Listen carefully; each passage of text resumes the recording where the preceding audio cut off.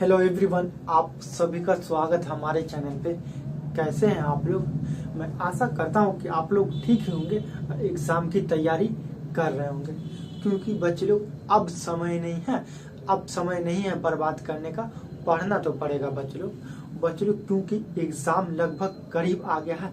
पढ़ना तो पड़ेगा बच्चे लोग, क्योंकि आप लोग को एग्जाम में 90+ नंबर लाना है।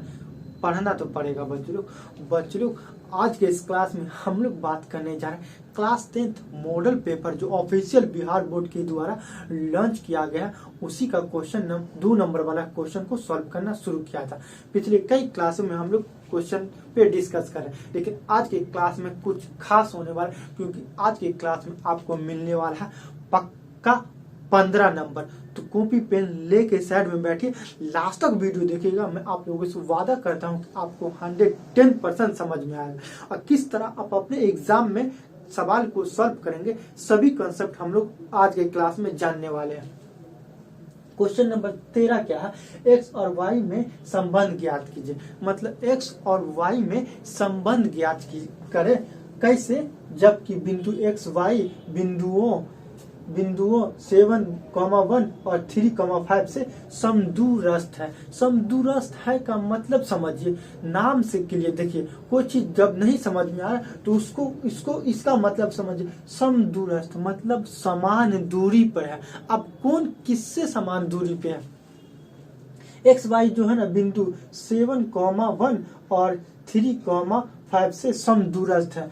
हम लोग मान लिए पी जो ए और बी से समदूरस्थ है। समदूरस्थ मतलब समान दूरी पे है, तो ये लंबाई और ये लंबाई बराबर होगा, क्योंकि समदूरस्थ है। अब देखिए सॉल्यूशन में, हल में क्या लिखेंगे?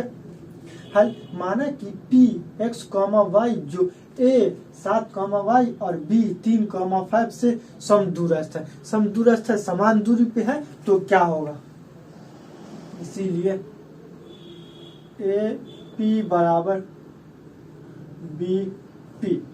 एपी जो होगा, एपी जो है बी के बराबर है, ये क्वेश्चन में दिया गया। अगर एपी जो बीपी के बराबर होगा तो इसका स्क्वायर भी बराबर होगा। जी सर, इसका स्क्वायर भी बराबर होगा। तो दोनों तरफ स्क्वायर करने पे एपी का स्क्वायर बराबर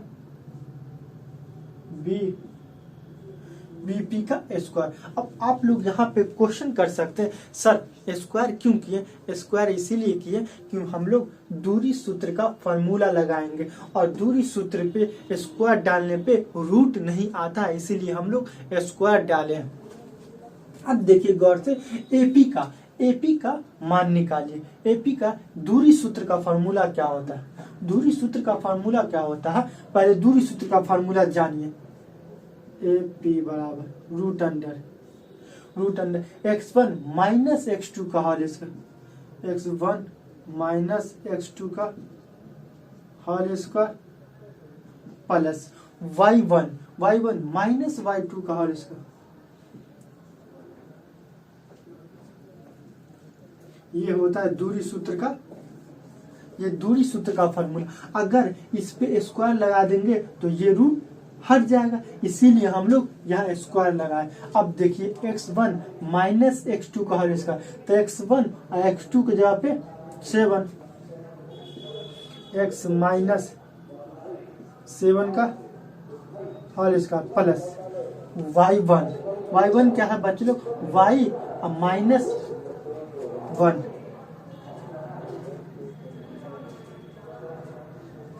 बराबर। अब बीपी का स्क्वायर x1 माइनस x2 का होल स्क्वायर, x माइनस 3 का और प्लस y1 माइनस y2 का होल स्क्वायर, तो y माइनस 5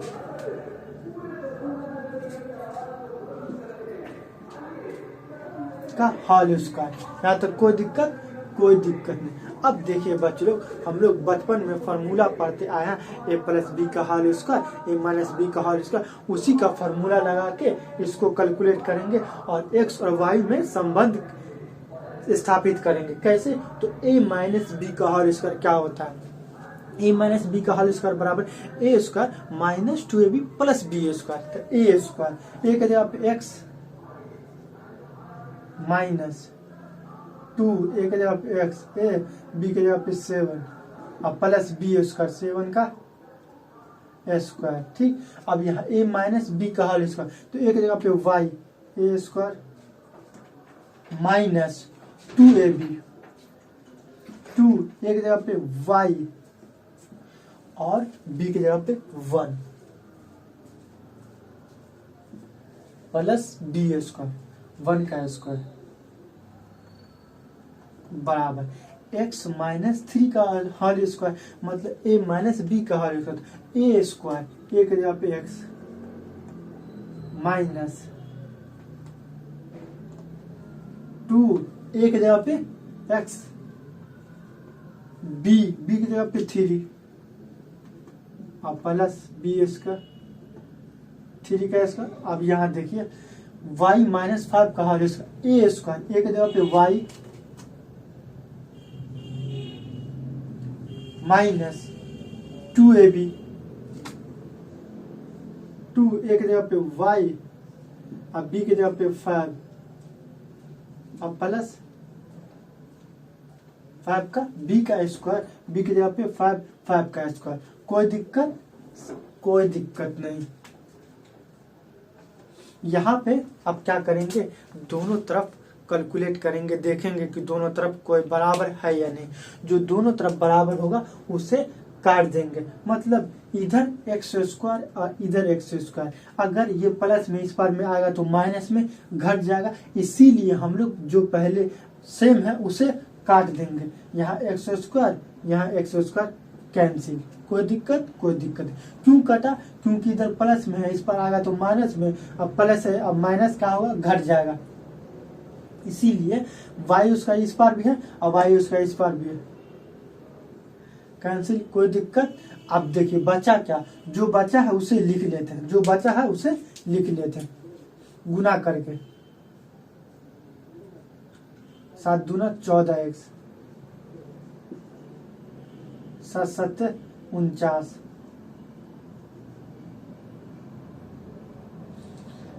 माइनस 2y 1 का स्क्वायर 1 बराबर, यहाँ देखिए 3 दूना 6x माइनस 6x 3 तिया 3 का स्क्वायर 9, ये हो गया माइनस 10y 5 दूना 10 माइनस 10y और यहाँ देखिए 5 प्लस 5 5 25। कोई दिक्कत नहीं। एक्स और वाई में संबंध ज्ञात करना है ना। अब यहाँ पे देखिए क्या करना है, ये दोनों को जोड़िए,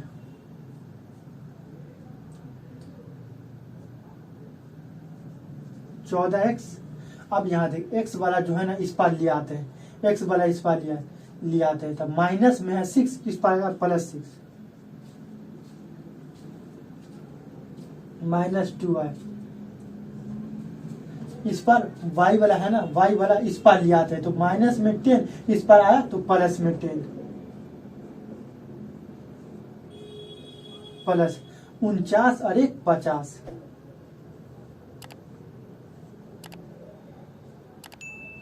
इस पर देखिए 25, इस पर क्या 25।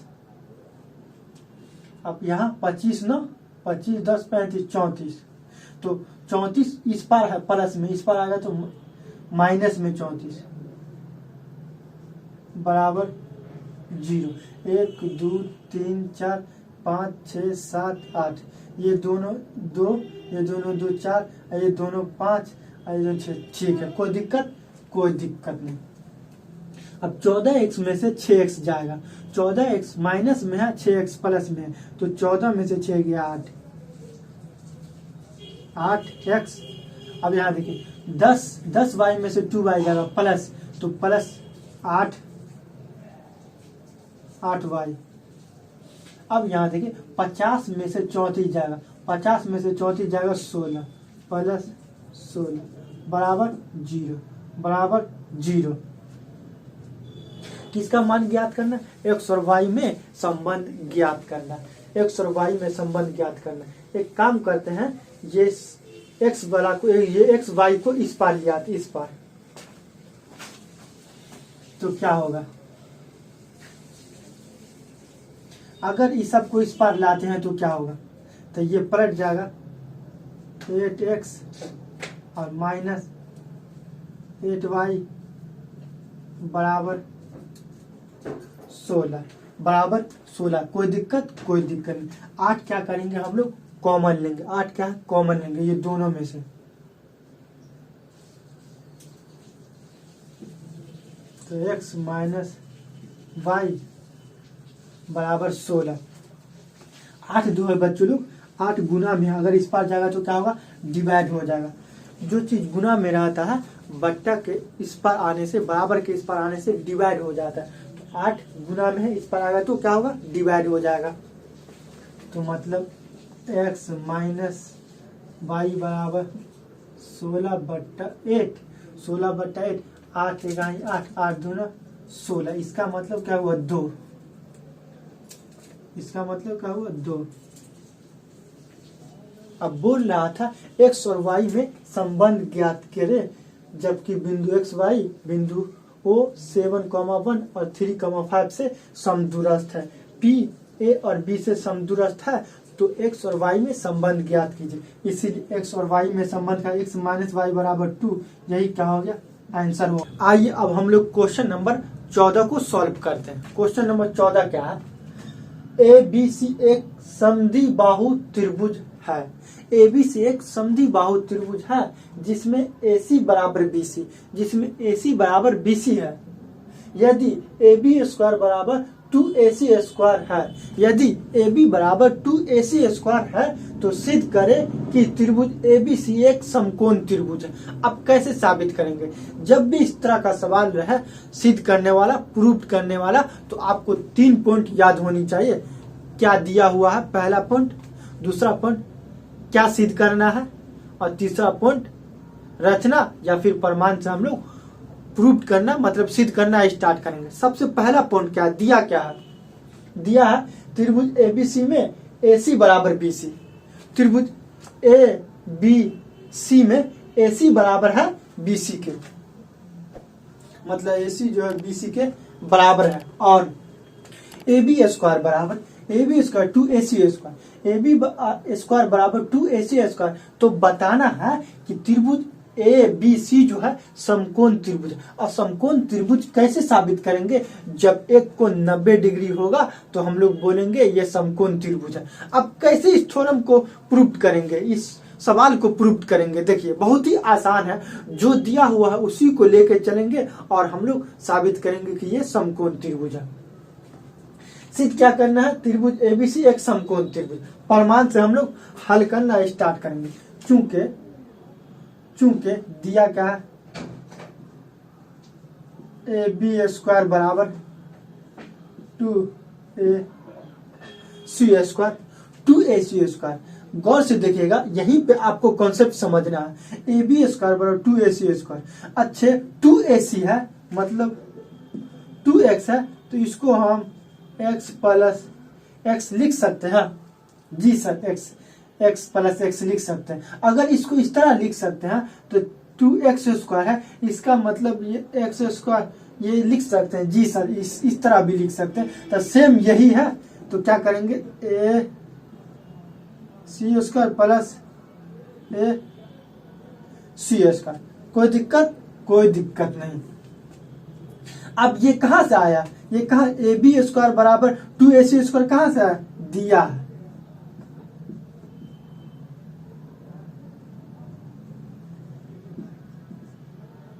दिया है। अब यहाँ पे थोड़ा बहुत समझिए। अब AC स्क्वायर बराबर क्या होगा, AC स्क्वायर बराबर AC के बदले में क्या लिख सकते हैं आप, AC के बदले में BC लिख सकते हैं। AC के बदले में BC लिख सकते हैं। जी सर, लिख सकते हैं, क्योंकि ये तो AC के बदले में BC स्क्वायर बराबर AC स्क्वायर, चूंकि BC बराबर AC दिया है, क्या दिया है।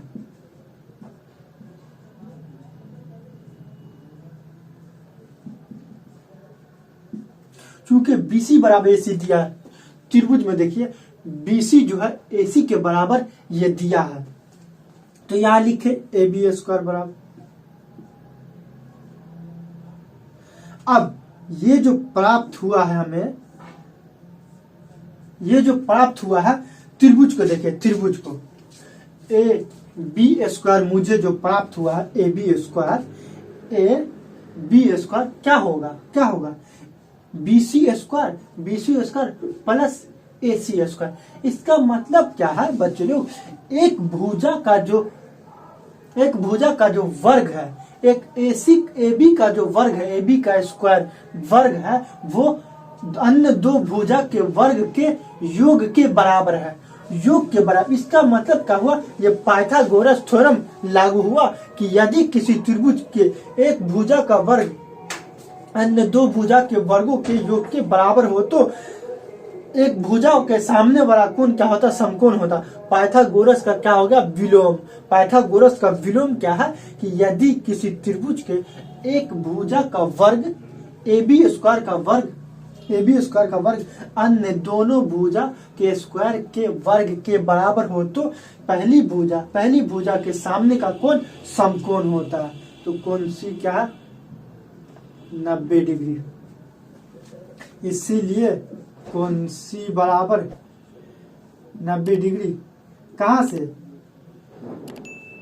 पाइथागोरस के विलोम से। यहां लिखिए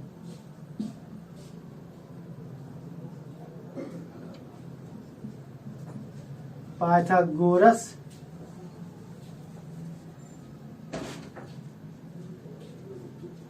के विलोम से।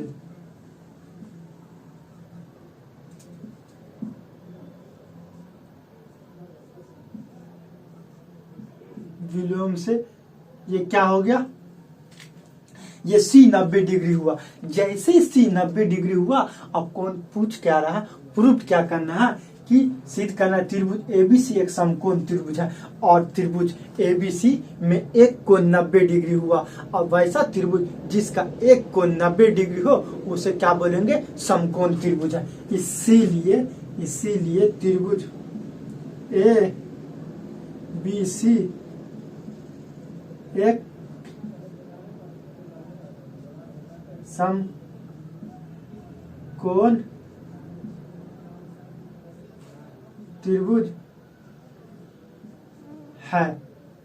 क्या हो गया, प्रूव्ड। बोल रहा था सिद्ध करना कि त्रिभुज ABC एक समकोण त्रिभुज है, सिद्ध हो गया। त्रिभुज ABC एक समकोण त्रिभुज है, ये क्या हो गया, प्रूव्ड हो गया।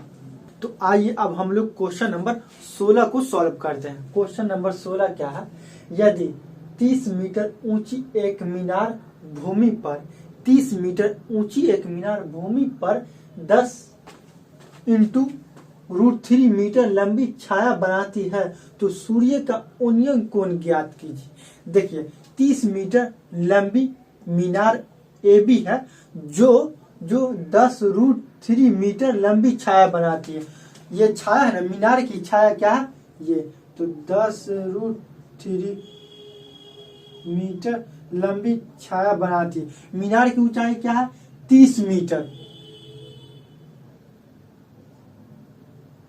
30 मीटर ऊंची मीनार जो 10√3 मीटर लंबी छाया बनाती है तो सूर्य का उन्नयन कोण ज्ञात कीजिए। ये सूर्य का उन्नयन कोण ज्ञात कीजिए। माना कि उन्नयन कोण थीटा, माना कि उन्नयन कोण, अगर ये कोण थीटा है तो थीटा का मान निकालना। किसका मान निकालना, थीटा का। देखिए सबसे पहले माना जाता है इस सब सवाल में ना आपको 102 मानना पड़ता है। मानना क्या है कि माना कि AB एक मीनार और BC मीनार की छाया की लंबाई है।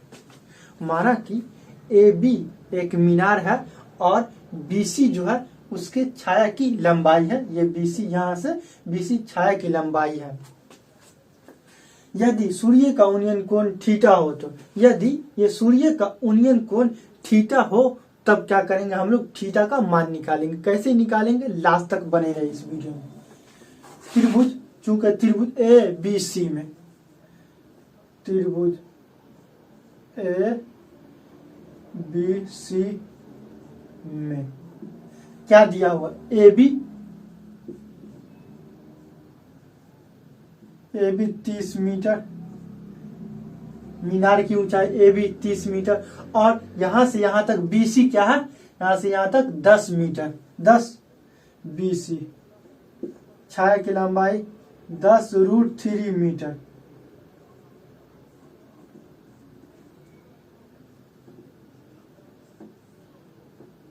अब बोल क्या रहा है कि सूर्य का उन्नयन कोण ज्ञात कीजिए, ये थीटा का मान ज्ञात करें। तो हम लोगों ने लेट कर लिया सूर्य का उन्नयन कोण थीटा हो तो।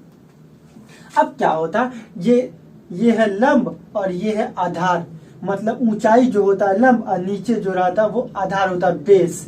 तो लंब और आधार का रिलेशन कौन बताता है, tan या cot। तो हम लोग यहाँ पे tan थीटा लेंगे, tan थीटा बराबर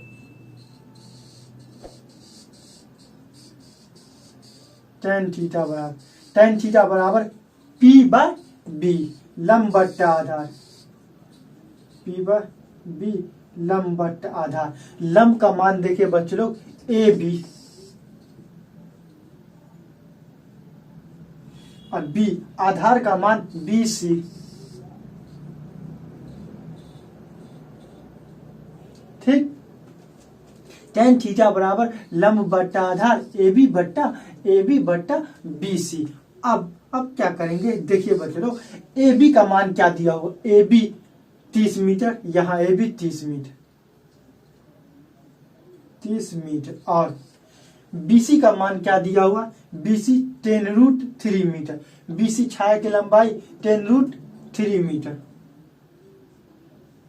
10√3 मीटर। अब देखिए अगर कटेगा तो हम लोग काटेंगे तो 0 से 0 कैंसिल, 0 से 0 कैंसिल, बचा क्या, बचा आपको ऊपर 3 और नीचे √3, नीचे क्या √3। लेकिन tan थीटा में इसका 3/√3 का कोई मान ही नहीं है, मतलब क्या है ना, तो ये किसी के बराबर नहीं। तो एक काम करेंगे ना, इसको थोड़ा बहुत दिमाग दौड़ाएंगे और दिमाग लगा के इस तरह मान निकालेंगे कि 30, 45, 60 इस तरह का मान निकलेगा।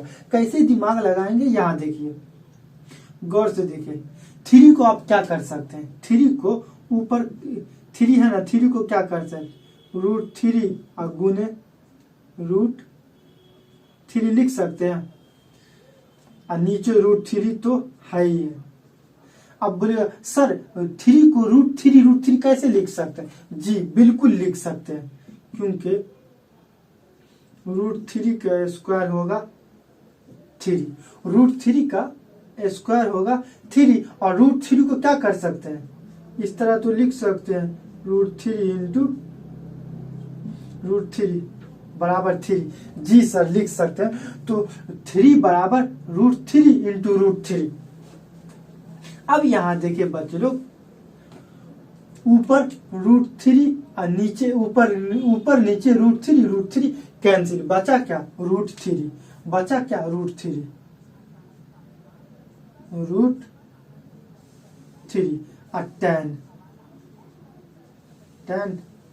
tan थीटा बराबर √3। अब आप लोग चार्ट लाइए दिमाग में, मान देखिए tan √3 का मान क्या होता है, √3 का मान क्या होता है, तो tan 60 डिग्री बराबर √3, तो √3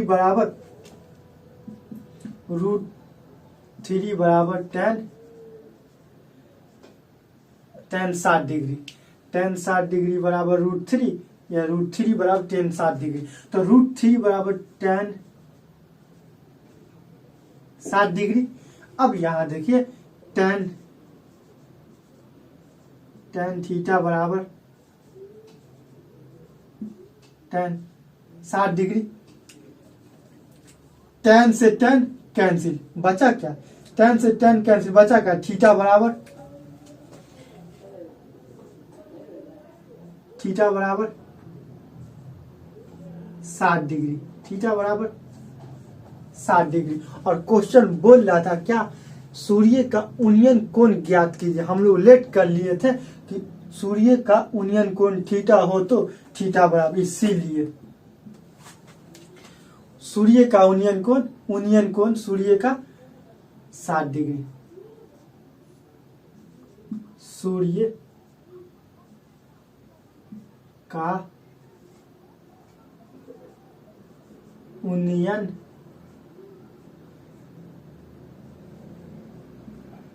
कोण कितना निकल गया, बराबर 60 डिग्री। ये थीटा के बदले में क्या आ गया, 60 डिग्री।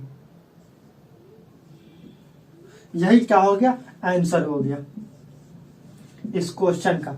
दोस्तों यह वीडियो कैसा लगा कमेंट में हमें बताइए। यदि आप मेरे चैनल पे नए हैं तो प्लीज सब्सक्राइब करके बेल आइकन घंटी दबा दें, ताकि हमारी नई वीडियो का नोटिफिकेशन सबसे पहले आप तक पहुंच सके। जय हिंद।